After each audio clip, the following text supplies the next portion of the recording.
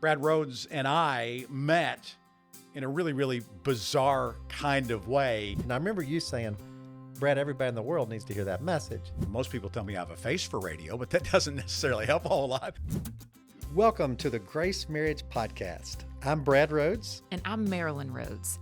We're here to help you build a marriage that's stronger, more connected, and full of grace. I'm Rick Dayton, joining Brad and Marilyn as we bring you weekly conversations designed to inspire and equip you to live intentionally in your marriage. We'll share practical tips, powerful stories, and strategies to help you and your spouse grow closer and thrive together. So whether you're just starting out or have been married for years, there's always room to grow. Let's do this together. This is the Grace Marriage Podcast.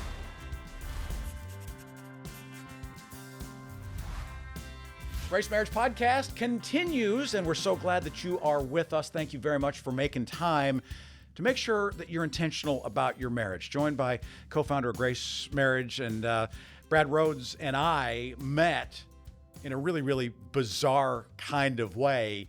My name's Rick Dayton, and we were in New Orleans. My wife, Jenny, and I had gone to New Orleans in December and just gone down there and spent a week down there and just, hanging out in the French Quarter, going to different restaurants, seeing different things. I'm a photographer, so we took cameras, and I had one for her, and I took a bunch of my stuff. And so I'm shooting all kinds of stuff throughout the French Quarter and just finding different things. And we just went on, a cocktail making class at Sazerac. I mean, just all sorts of different things to get a flavor of New Orleans. And we're getting ready to fly back home to Pittsburgh. And we're at the New Orleans airport, and the line to get our bags checked was about an hour and 40 minutes long.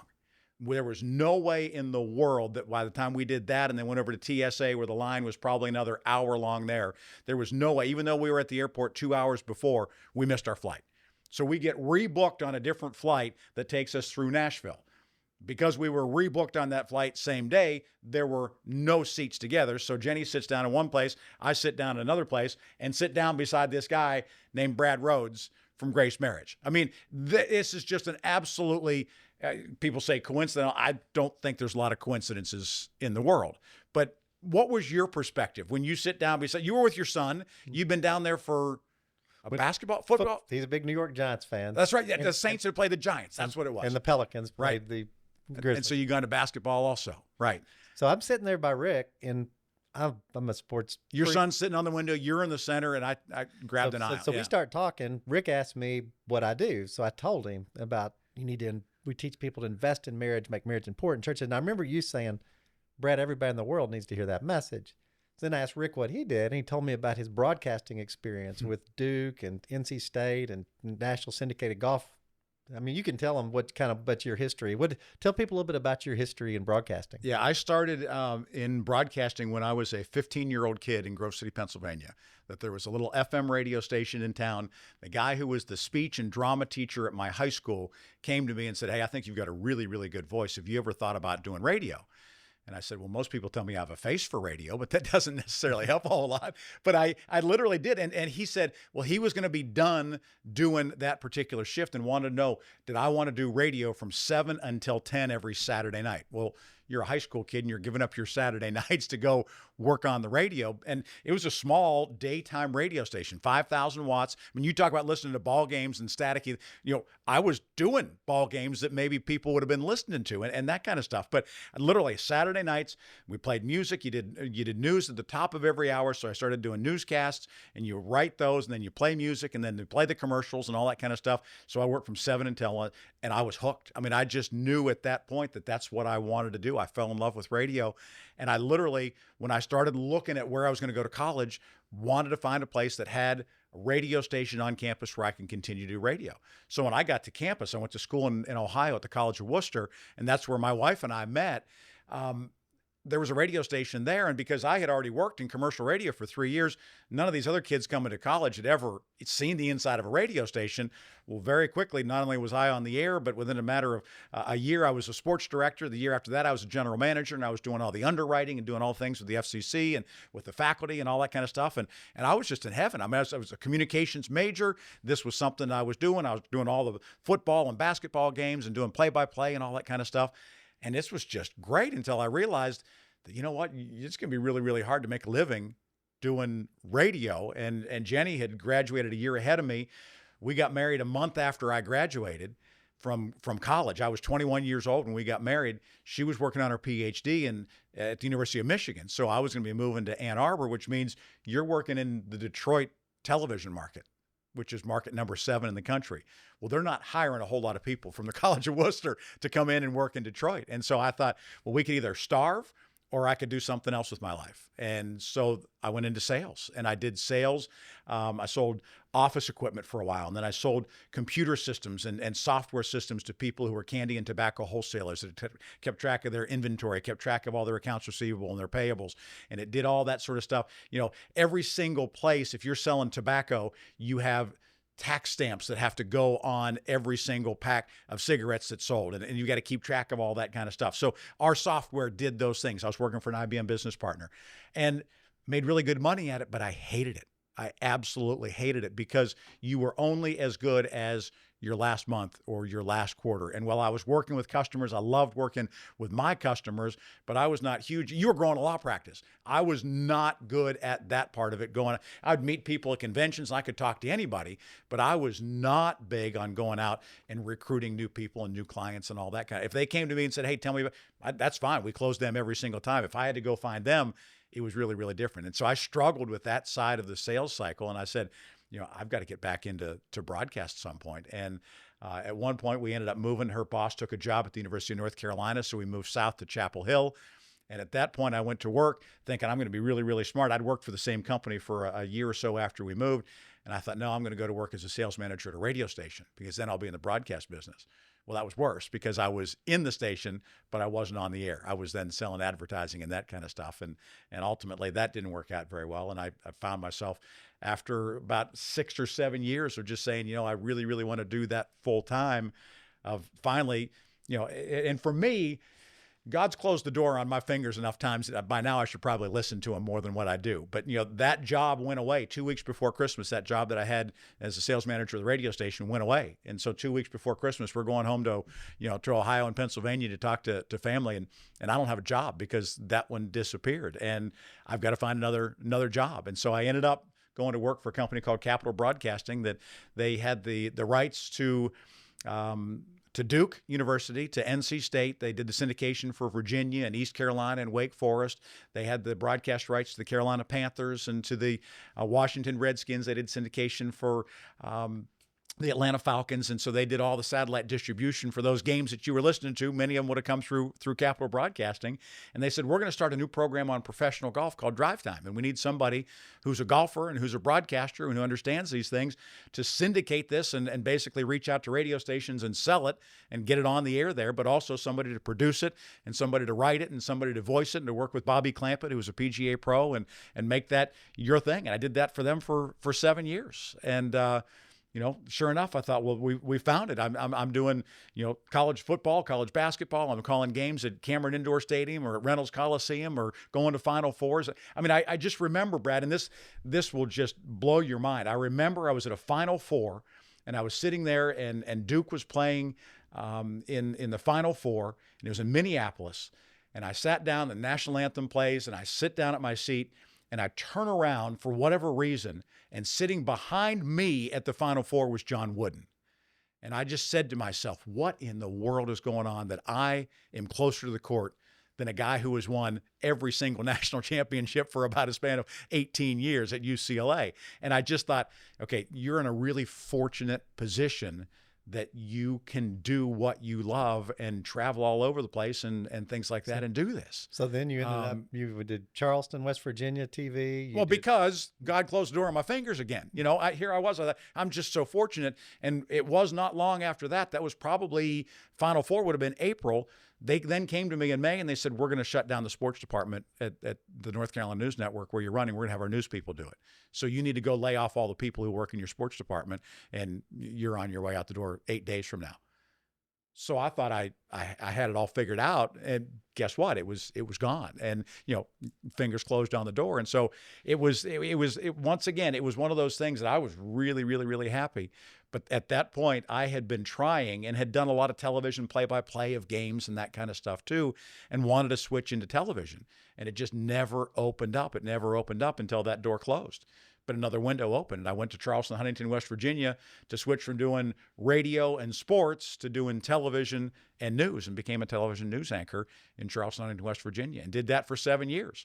And so we're going along. We did 7 years at Capital Broadcasting, did 7 years at Charleston, Huntington, West Virginia, and they came to me and they said, your contract is up and we can't continue to afford to pay you what you're making, so we're going to move on and hire somebody else. What? And so guess what? Door, Rick's fingers closed. And now what do we do? And so we picked up and got to go find something else. And I got an opportunity to go to Pittsburgh, Pennsylvania, and KDKA TV called, which was owned by CBS. And they said, we want you to come and do mornings at KDKA. So guess what? We picked up and we moved again. And that was our, and again, keep in mind, I've got a wife, we've got 3 kids, and you're picking up and you're moving them, to Charleston, Huntington when the kids were 6, 4, and 2. We picked up and went there. And then 7 years later, we pick up and we're going to Pittsburgh, and they're in 4th grade, 6th grade, and 8th grade. And I'm thinking, I don't want to move these kids again. We don't want to do that anymore. And we were in Pittsburgh, and we had a run in Pittsburgh for about 15 years. And I'd gone from TV, and after 11 years, that door closed. I went over to KDK Radio and did afternoon talk shows and did this kind of stuff for about 4 years and 4 hours every day, talking to people and listening to people and that sort of thing. And that door closed, and off we go to Indianapolis. And so, you and I meet on this airplane. I had you on my radio show a couple of different times. And when that door was closing at radio, literally, you had called me. I swear, you had called me on a Tuesday or texted me on a Tuesday and said, hey, we need to catch up and talk. And I said, okay, let's do something Thursday. And so we were set for an appointment. Wednesday, I go to work.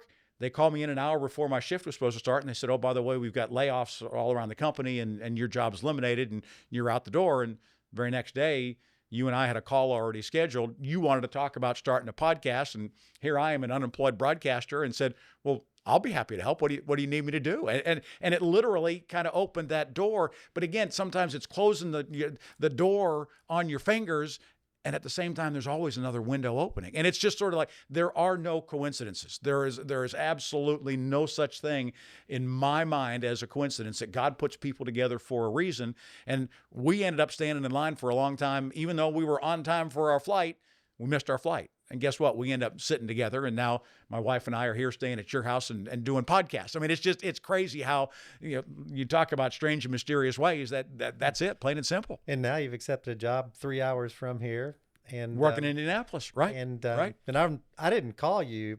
I mean, wouldn't think that I'd have the privilege of doing the podcast with you. I was just calling you for advice. And I remember when I asked, I said, how are you doing? You said, not good. I just lost my job yesterday. And I'm like, so I wasn't even going to ask you about the podcast. He said, well, why'd you call? I said, it's no big deal, because I knew that's not easy. And that's why I called, just for your advice on a podcast. And I remember what you said. He said, my advice is, let's get to work. And that was what you said. And we've been wanting to do a podcast a long time, and then God's timing and providing of Rick. And we're just so thankful to have you. So it's like, I'm the third wheel. Just remember that. I'm the third wheel. You guys are the drivers of this thing. And my idea is to sort of see how we can bring this content together, because you all have such a wealth of expertise in this area. I've been blessed to be a broadcaster for a long time, and I'm a naturally curious person, and I want to know more. I love to read. I love to listen.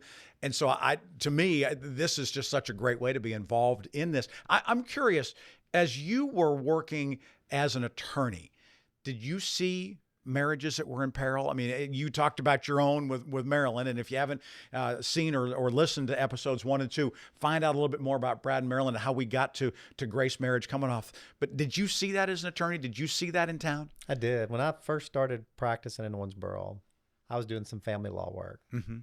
And it was just heartbreaking, because you had people that were angry. You had people that were just broken. You had people that were sad. They're trying to figure out new lives with visitation schedules. They're financially decimated because they go from one set of bills to 2 set of bills with the same income, plus attorney fees and child support on the whole deal. Right.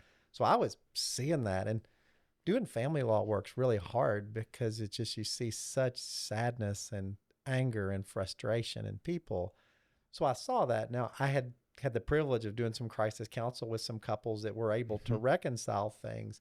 So really kind of part of my heart and drive for Grace Marriage and to help people do marriage well is people that invest, are intentional, and really take care of marriage aren't the couples that end up in broken families typically.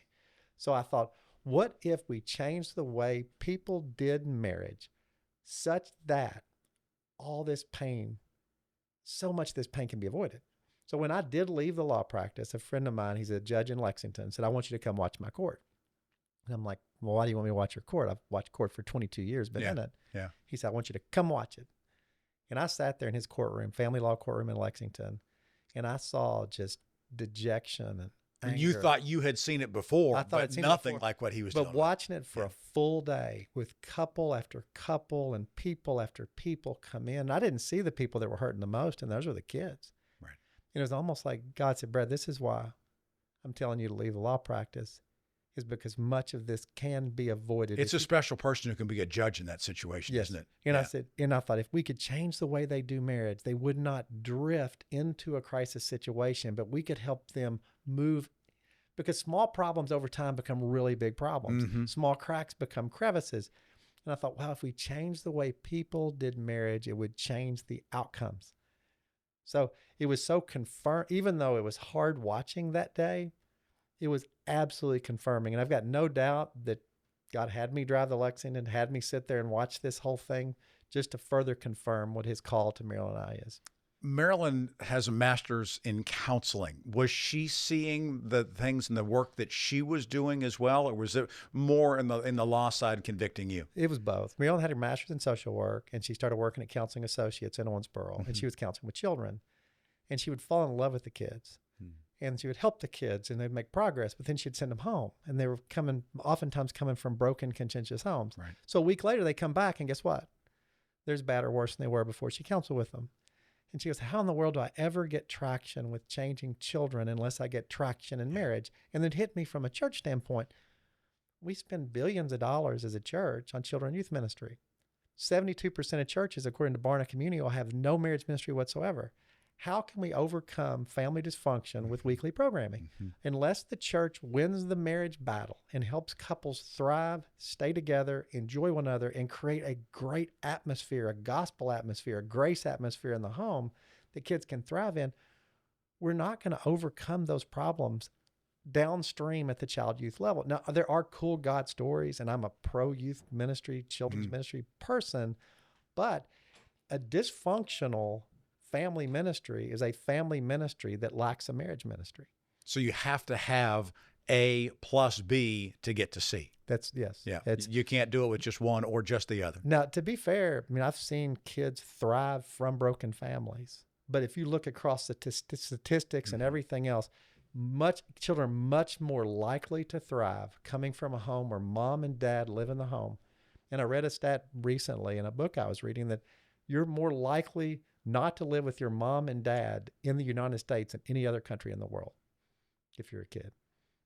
The most likely to not live with mom and dad is in the United States. Yes. Wow. Yeah, there are a lot of broken families. There really are. And even a lot of ones that are still together are also broken, fragmented, and are dealing with those sorts of things. So at what point now is Grace Marriage off the ground in the first year? Did things go as well as you hoped? Better than your first year of marriage, I presume? Well, it's interesting because you talk about a weird ride, and we can talk to Marilyn about this a little bit. So I'm leaving the law practice, and Marilyn says, well, I want to travel the country for 6 months with all our kids. I'm like, what?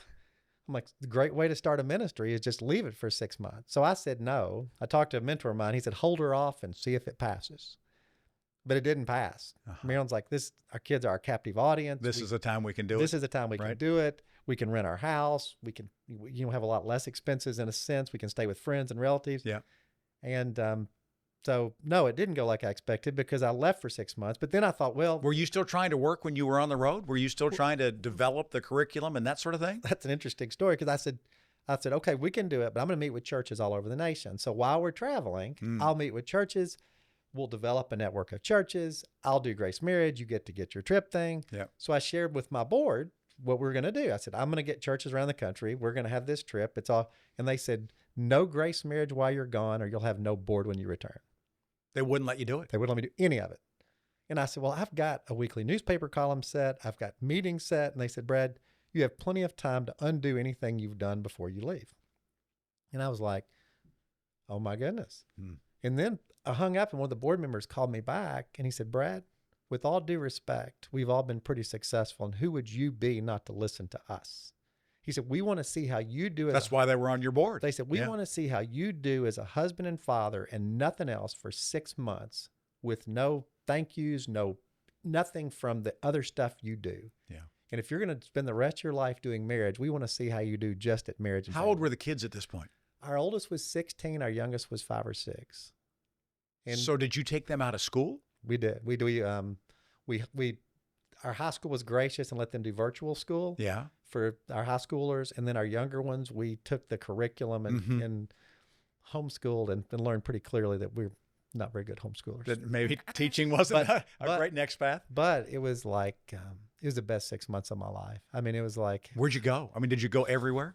26 states, 21,895 miles, to 26 different national parks, all kinds of different NBA venues. And were you in an RV? Were you in a van? Were you in a SUV? I mean, how did you travel? Because your family's 5 kids. 7 of us. Yeah. We packed 7 of us in a minivan. We bought this big pull trailer behind it. It was dumb. I bought this huge one because the huge one was cheaper than the smaller one.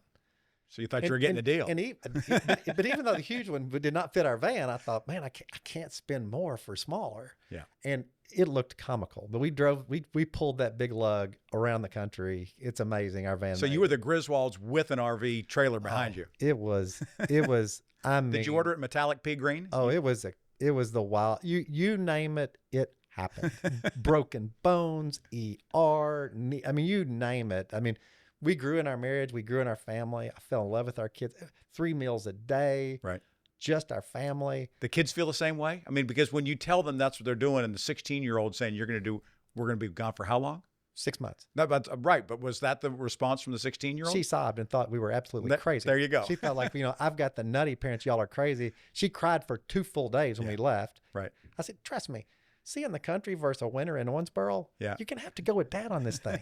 but ultimately, they would tell you that it is the coolest thing. They saw things they would have never seen. So it wasn't 3 months of summer and 3 months of school. You took them out in the middle of the school year? I took them out we left on January 1st. Yeah. We got back at the end of June. Got it. So they ended up missing basically the second semester, if you will, of the school year. It was, so no, it didn't start like I thought it would start. Yeah. And then when I did start Grace Marriage, they said, you can only launch 6 churches. You can't launch a bunch of churches. I'm like, well, how do I even stay afloat launching 6 churches? And their response was, Brad, you think you know what you're doing and you don't.